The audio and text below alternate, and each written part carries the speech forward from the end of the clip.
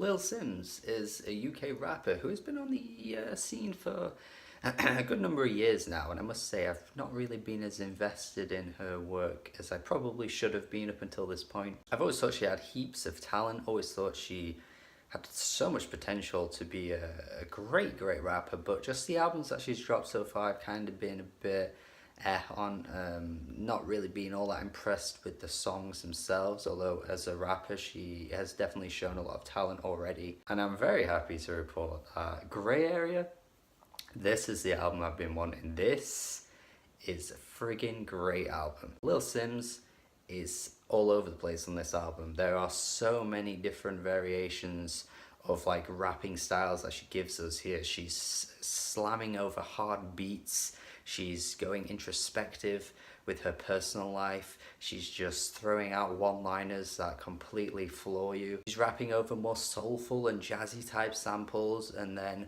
of course there are the hard-hitting bangers that she's rapping over.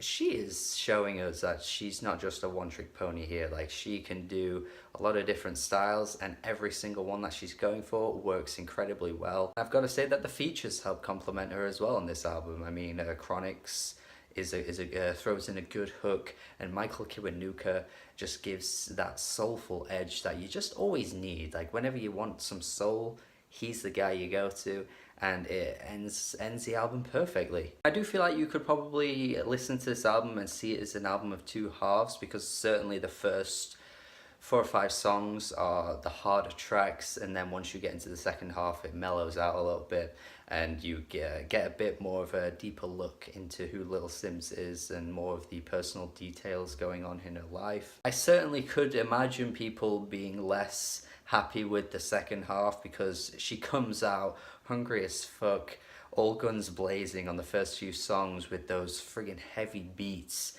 that she is just rapping her ass over, and they are so impressive as well. Offence, yeah, this is one of the best songs of the year. I actually really dig the mentality of this song as well, and thankfully the execution is equally as excellent, because she's basically just saying here, like, look, you know what, you don't need to take offense with what I'm saying. I need to get things off my chest. I need these things out there. You don't need to be offended.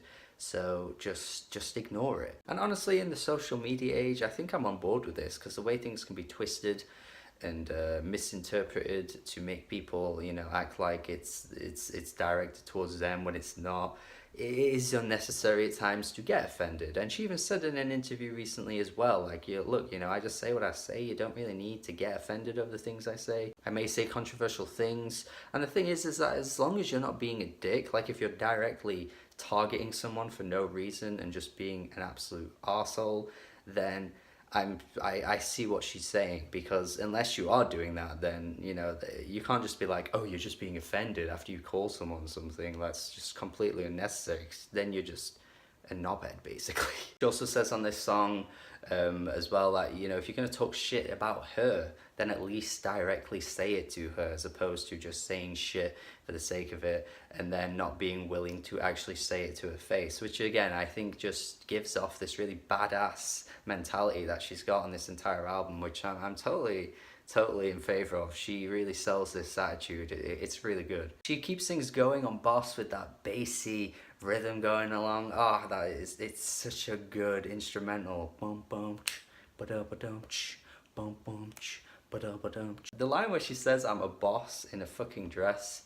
Lyric of the year. We've got lyric of the year here, man. The way she says that line, it is just so... It is filled with so much fire. I love it, man. It is a straight up braggadocious rap song, and I feel like she just hits hard with every line. Like, she really is selling it, and it's never once just getting like tedious. I feel like she keeps it creative throughout as well, in a very Pusha T like way. Honestly, if you're a big fan of Pusha T, you should listen to a song like this and be open-minded to check it out, because obviously Lil Simz isn't a particularly big name at the moment, but I feel like she could bring in a lot of new fans with songs like this. Venom is another track here as well. That basically the title gives off what it suggests. I mean, it's so dark and harsh. She matches the beat as well with her lines across this track. It really kind of comes across as like a freestyle actually, which is really interesting. Like the way she's rapping, it makes it seem like it's all kind of improvised. I don't know, but it probably won't be. But that's kind of how natural I feel as though she comes off with her flows and her rhymes. One thing I love about this album, I think, as well, is that of course there are these like darker, like harsher tracks where she's just kind of firing out bar after bar that's so like blunt and to the point, and yet she just throws in these lines every so often that kind of shows her vulnerable side. Like she's not afraid to show that. It doesn't make her weaker, and she knows that it doesn't make her weaker, and she's kind of here to say like, look, yeah, things aren't too great, my mind's a bit fucked, as she says on one of the songs here, but look, I'm just kind of trying to own it. I'm trying to deal with this and also be the best I can as well. She's not letting that emotional state hold her back at any point because she's just so hungry to try and persevere through some of the tougher issues. We get that deeper look into who she is on a track like Therapy, where she's basically listing off some of her flaws and some of the issues that arise in her life, and she's kind of trying to I guess accept them as who she is and also reject the idea of therapy. But at the same time, I'm kind of like thinking that she's just putting on a face here and sort of sees therapy as like the end goal. Like actually, I should really be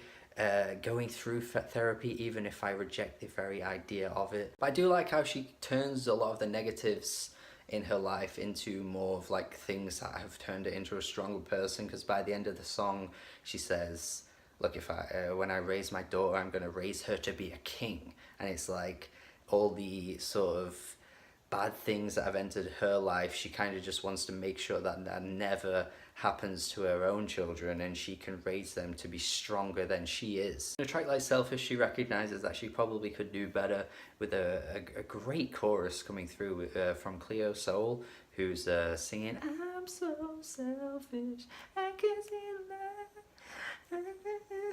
It's a great little song, and once again she's hitting through with so many great lines, and on this album as well she touches on like race issues, which is really quite interesting.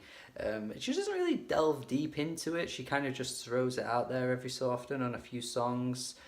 Probably could have taken it a bit further, but I appreciate what she gave us anyway. The album ends off with the two tracks, Sherbet, Sunset and Flowers, Flowers being the one that features Michael Kiwanuka, which I've already mentioned. But I really like Sherbet Sunset as a deeper look into relationships and love. One line that stands out to me on this track though is the line where she says that you were supposed to be in my Grammy speech, which I find really quite interesting, because she has this oozing confidence throughout this album of like, you know, she's better than everyone else. Like she's fired up, she's hungry, she's badass, and she still has these little moments of like, yeah, you know, I'm gonna win a Grammy. You know, like there's no question, like I'm gonna have a Grammy one day, and you were supposed to be in that speech. I feel like it has such a confidence about it, which I really like. You're not with me anymore, you've lost out, you could have been in that speech that I'm gonna have to do one day, and you won't be there. So yeah, I find this album really quite inspiring, as well as being hard-hitting and confident and braggadocious, because at her lowest she's always managing to turn things into, nah, you know what, I'm still the shit, I'm still a great person, I just have many flaws that I need to deal with. Because I think this kind of thing can come across as like two different ways, where like you're bragging but you're coming across as a dick at the same time, where there's never really a point on this album where Lil Simz has that, you know, she's not doing it at the expense of other people, she's kind of just doing it to sort of accept that, yeah, like there are issues, but I'm still, you know, and the way it's done is very impressive. And the songs themselves, pretty much for the most part, sound fantastic. So yeah, I really like this album. I think this might be my current album of the year. Obviously it's only March, but I think this might be it. And it's definitely hip hop album of the year too. So yeah, I'm gonna go 8.5 out of 10. Really enjoying this one. It's a great release, and I hope you go check it out.